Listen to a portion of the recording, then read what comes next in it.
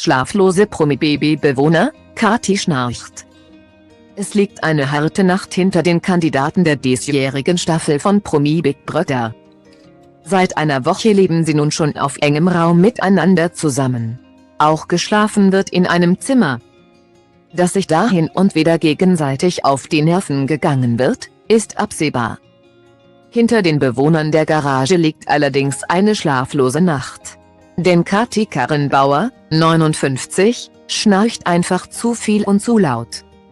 Ja, was soll ich sagen, es ist schon echt hart. Ich habe diese Nacht, wenn es hochkommt, so 2-3 Stunden geschlafen.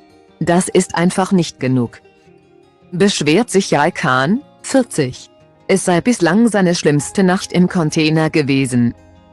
Kathi selbst tut das unglaublich leid. Ich bin dann auch ganz oft selber aufgewacht. Weil ich wusste, dass neben mir jemand liegt, der nicht schlafen kann, meldet die Schauspielerin sich zerknirscht zu Wort.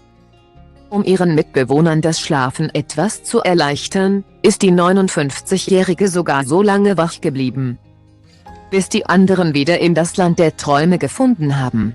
Wenn man den anderen den Schlaf raubt, ist das natürlich Kacke, erklärt Kathi aufgelöst.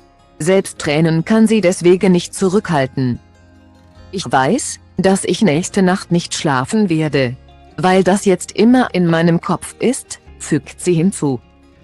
Promi Big Brother ab Freitag, 18. November 2022, täglich live und Promi Big Brother, die Late Night Show direkt im Anschluss live auf Sat.1 und auf Join.